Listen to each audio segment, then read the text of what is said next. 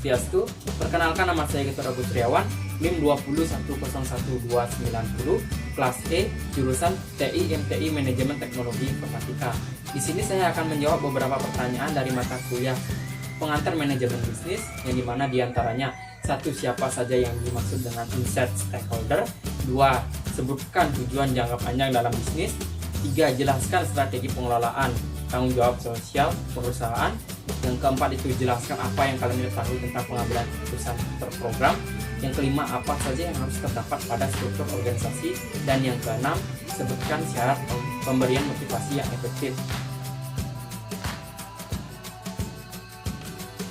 Stakeholder adalah pihak pemangku kepentingan atau sekelompok orang yang memiliki kepentingan dalam perusahaan yang dapat mempengaruhi atau dipengaruhi oleh tindakan dari bisnis secara keseluruhan. Stakeholder sendiri terbagi menjadi dua jenis, yaitu stakeholder internal dan stakeholder eksternal. Yang dimana stakeholder internal ini meliputi organisasi itu sendiri, pemegang saham, pemilik bisnis, dan para karyawan. Sedangkan stakeholder eksternal meliputi konsumen, supplier, pesaing, investor, pemerintah, masyarakat, dan lain-lain. Instead stakeholder itu sendiri yaitu orang yang berpengaruh langsung terhadap perusahaan itu sendiri atau kegiatan bisnis itu sendiri, atau dapat diartikan instead stakeholder adalah stakeholder internal. Tujuan jangka panjang dalam bisnis dapat didefinisikan sebagai hasil yang dicoba untuk dicapai oleh perusahaan selama periode tertentu, biasanya selama 5 tahun. Terdapat 7 tujuan jangka panjang yang umumnya digunakan oleh perusahaan, yaitu 1. Profitabilitas, 2. Produktivitas, 3. Posisi kompetitif, 4. Pengembangan, 5. Karyawan, 6. Hubungan dengan karyawan, 7. Kepemimpinan dan tanggung jawab pada masyarakat.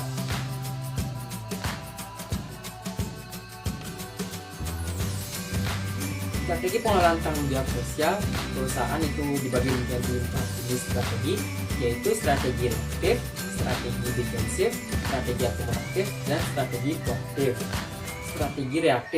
Strategi reaktif merupakan kegiatan bisnis yang dimana di dalam tanggung jawab sosial cenderung menolak atau menghindari diri dari tanggung jawab tersebut. Yang kedua itu strategi defensif. Strategi defensif merupakan tanggung jawab sosial yang dilakukan oleh perusahaan terkait dengan penggunaan pendekatan legal atau jalur hukum untuk menghindari diri atau menolak tanggung jawab sosial. Yang ketiga itu strategi akomodatif, yang dimana strategi akomodatif merupakan tanggung jawab sosial yang dijalankan oleh perusahaan dikarenakan adanya tuntutan dari masyarakat dan lingkungan sekitar akan hal tersebut. Dan yang keempat itu strategi proaktif, yang mana perusahaan memandang bahwa tanggung jawab sosial adalah bagian dari tanggung jawab untuk memuaskan stakeholder. Jika stakeholder terpuaskan, maka citra positif dari perusahaan akan terbangun, yang dalam jangka panjang perusahaan akan diterima oleh masyarakat dan perusahaan tidak khawatir akan kehilangan pelanggan.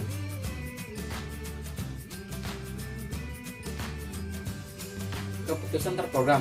Keputusan terprogram merupakan keputusan yang berulang dan telah ditentukan sebelumnya. Dalam keputusan terprogram, prosedur dapat digunakan untuk menyelesaikan permasalahan yang dialami organisasi. Keputusan terprogram memiliki struktur yang baik karena pada umumnya kriteria bagaimana suatu kinerja diukur itu sudah jelas.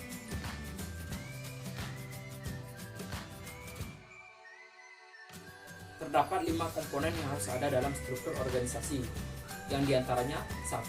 CEO yang merupakan jabatan tertinggi dalam suatu organisasi, 2. Direksi, 3. Manajer yang dimana seorang manajer bertugas mengintegrasi berbagai variabel, yang keempat administrasi dan gudang, yang dimana tugas dan fungsi adalah untuk mengecek seluruh transaksi perusahaan selama berhubungan dengan pihak lain. Yang kelima itu definisi regional, yang dimana tugas dan fungsinya adalah menjalankan kebijakan dan prosedur baku dari kantor pusat. Selain 5 komponen yang harus ada dalam struktur organisasi, terdapat juga unsur-unsur dari struktur organisasi yang terdiri dari spesialisasi kegiatan, koordinasi kegiatan, standarisasi kegiatan, sentralisasi dan desentralisasi pembuatan keputusan, ukuran satuan kerja, dan pemberian motivasi yang efektif.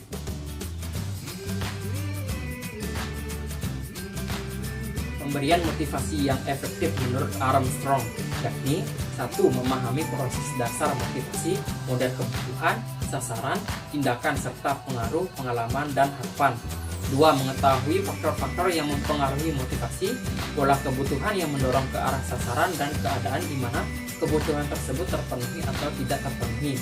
Tiga, mengetahui bahwa motivasi tidak dapat dicapai hanya dengan menciptakan perasaan puas, karena banyak perasaan puas dapat menimbulkan puas diri dan kelemahan.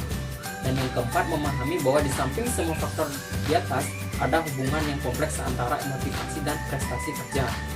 Motivasi akan menjadi lebih efektif jika didukung oleh beberapa kondisi yang diantaranya sebagai berikut. 1. Memberikan insentif yang disesuaikan dengan sistem dan peraturan yang berlaku. 2. Menciptakan hubungan sosial yang penuh dengan kekeluargaan. 3. Jaminan harapan masa depan demi keamanan kerja. 4. Itu memberikan penghargaan setiap kegiatan yang positif. Dan yang kelima, memberikan kesempatan yang luas untuk mengembangkan diri demi kepentingan umum. Sekian dari saya. Bila ada tutur kata yang salah, mohon dipermaklumkan. Saya akhiri sampai di sini. Saya tutup dengan Parama Santi. Om Santi Santi Santi Om.